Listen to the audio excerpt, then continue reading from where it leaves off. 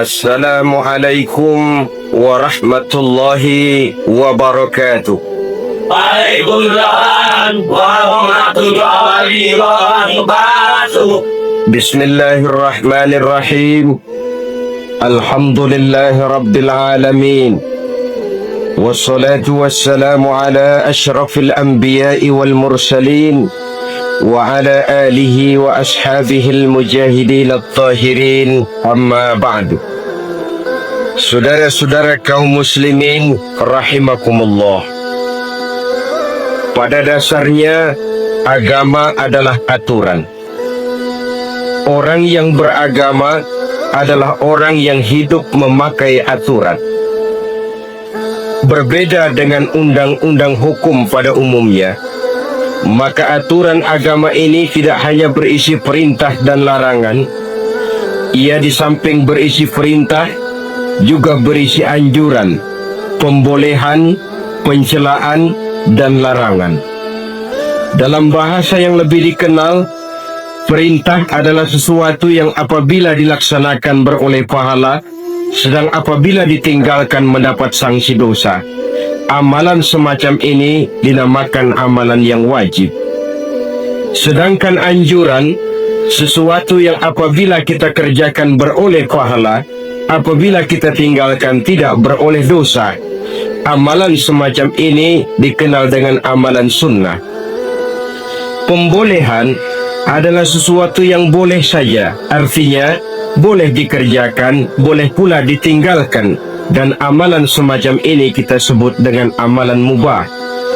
Pencelaan adalah sesuatu yang berpahala jika ditinggalkan, tapi tidak berdosa manakala dikerjakan, dan ini dinamakan perbuatan yang makruh.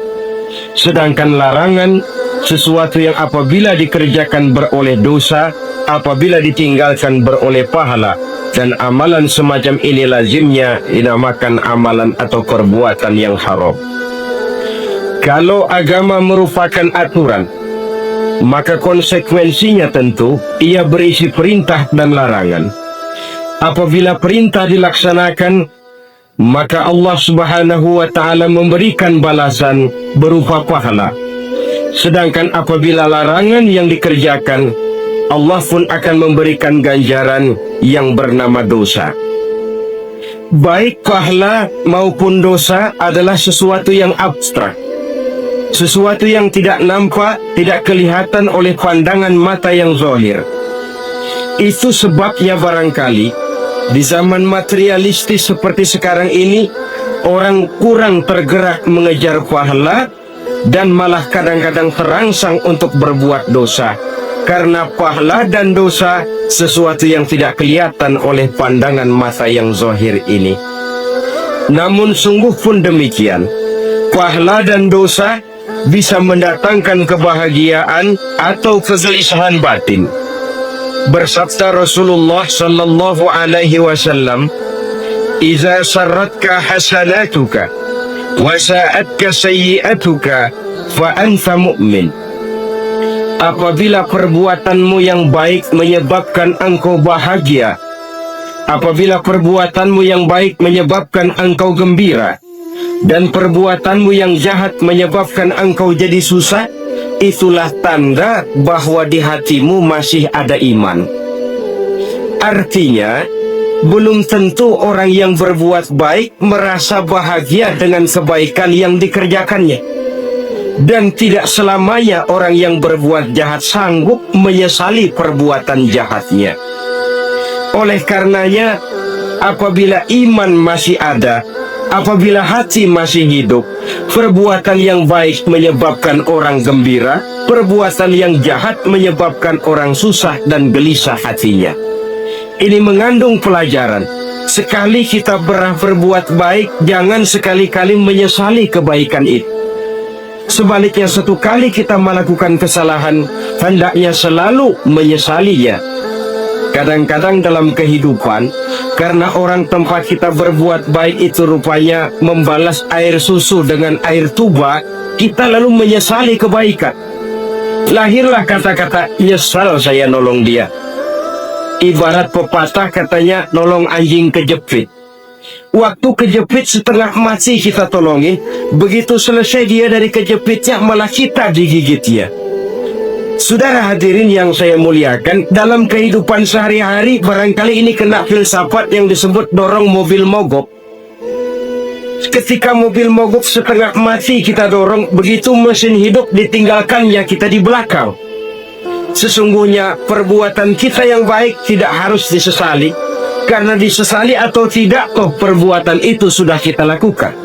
Dan penyesalan atas segala kebaikan hanya akan mengurangi nilai pahala kebaikan itu sendiri. Berbahagialah apabila berbuat baik, walaupun orang yang kita melakukan kebaikan membalasnya dengan kejahatan. Menyesalah apabila berbuat kesalahan, apabila melakukan dosa, karena itu pertanda nilai iman yang masih hidup dalam jiwa kita. Saudara-saudara kaum muslimin yang berbahagia, jadi sungguh pun pahala dan dosa sesuatu yang abstrak, efeknya jelas, dia mendatangkan kebahagiaan atau membawa kepada kegelisahan batin di dalam kehidupan manusia. Orang di zaman materialis kurang terangsang berbuat pahala dan terdorong melakukan dosa. Kenapa? Karena pahala tidak kelihatan, dosa tidak nampak. Kalau pahala kelihatan, barangkali nggak kuat kita mikul pahala. Kalau dosa benjol, umpama tiap bikin dosa palanya benjol, barangkali sudah nggak karu-karuan kepala kita. Baik pahala, baik dosa, sesuatu yang tidak nampak oleh pandangan mata zahir, tapi yang punya efek dalam kehidupan ini. Asa yang indah dari tamsil terhadap kehidupan. Perbaiki kapalmu karena lautan ini sangat dalam. Artinya, jaga baik-baik hatimu.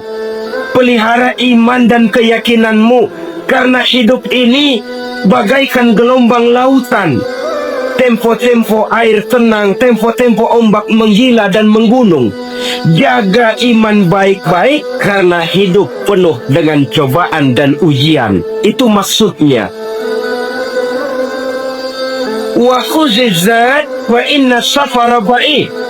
Sejak kita tinggal di alam arwah, pada saat jasad belum lagi diciptakan Allah, ruh sudah diciptakannya lebih dahulu. Sampai kemudian kita pindah ke alam rahim, alam kandungan ibu, untuk kemudian berpindah kepada kehidupan dunia. Dari dunia ini kita pindah ke alam barzakh. Di sana tinggal kita 100 tahun mungkin, 100.000 tahun mungkin, 1 juta tahun mungkin, menunggu saat datangnya kiamat. Lalu dari alam barzakh pindah kita ke alam akhirat. Satu perjalanan yang sangat panjang. Alangkah malangnya, alangkah sengsaranya jika tahu kita begitu panjangnya perjalanan hidup ini, tidak ada bekal yang kita bawa. Artinya kesengsaraan, kesulitan yang bertali-tali sudah jelas akan menimpa kita. Kalau pergi kita keluar kota membawa bekal uang, membawa bekal makanan, apa bekal yang mesti kita bawa? Apabila kita kembali ke alam barzakh, kembali ke alam kubur, berkumpul di padang mahsyar di akhirat nanti, nasi yang mau kita bawa, uang yang mau kita bawa, tentu tidak lagi. Karena kehidupan materialis selesai di atas liang lahat. Bisa bila masuk kita ke liang lahat, disitulah pahala dan dosa memegang peranan yang sangat penting. Maka pada pertemuan malam ini kita akan bicara tentang pahala dan dosa itu. Saudara-saudara kaum muslimin rahimakumullah, yang dinamakan pahala, kata Imam Ali Al-Jurjani dalam kitab At-Ta'rifatnya, ma yastahiqqu bihi ar-rahmatu wal maghfiratu minallahi ta'ala. Sesuatu yang pelaksananya berhak untuk mendapat rahmah dan ampunan dari Allah. Dengan kata lain, nilai pahala adalah akibat dari perbuatan-perbuatan di dalam melaksanakan perintah dan anjuran yang ada di dalam kehidupan agama. Apabila perintah dan anjuran kita laksanakan, nilai pahala itu lalu datang. Nah, nilai pahala dalam Islam menurut konsepsi Quran, Allah menjelaskan, man jaa bil hasanati falahu asyru amsalha. Barang siapa yang datang membawa satu kebajikan, barang siapa yang melaksanakan satu kebaikan, maka dia akan mendapat balasan 10 kali dari kebaikan yang dikerjakannya. Tetapi sebaliknya, wa man jaa bis sayyi'ati fala yujza illa mislaha. Barang siapa yang melakukan satu kejahatan, dia tidak akan mendapat balasan kecuali sesuai dengan kejahatan yang dikerjakannya. Alangkah Rahman dan Rahimnya Allah. Orang yang berbuat baik dibalas 10, dikali 7, dikali 100, masih dilipat gandakan pula. Tapi orang yang berbuat jahat tidak akan mendapat balasan kecuali sesuai dengan kejahatan yang dikerjakannya. Ini kan beda dengan sifat kita manusia. Kita ini kadang-kadang kalau digitak membalasnya mukul. Tapi kalau orang berbuat baik kepada kita, kita enggan untuk berbuat baik kepada orang tadi. Allah tidak mengajarkan begitu. Satu kebaikan berbalas 10. Satu kejahatan berbalas dengan satu kejahatan. Maha Rahman dan Rahim Allah. Bahkan dalam Islam, niat berbuat baik saja mendapat pahala. Sedangkan niat berbuat jahat belum ditulis merupakan satu dosa sampai kejahatan itu dikerjakan oleh orang yang niat tadi. Umpamanya, saudara niat, nanti malam giliran pengajian saya mau hadir di majelis taklim. Datang waktu malam, hujan turun sangat lebat. Saudara berhalangan datang ke majelis taklim. Saudara sudah mendapat pahala niat. Tapi saudara niat, nanti malam kalau turun hujan, saya mau bongkar rumahnya si fulan, saya mau curi seluruh harta bendanya. Ternyata malam saudara tidak mengerjakan perbuatan itu belum ditulis dosa sampai perbuatan itu benar-benar dikerjakan. Tapi lalu jangan macam-macam. Kalau begitu niat aja yang baik, biar nggak usah dikerjain.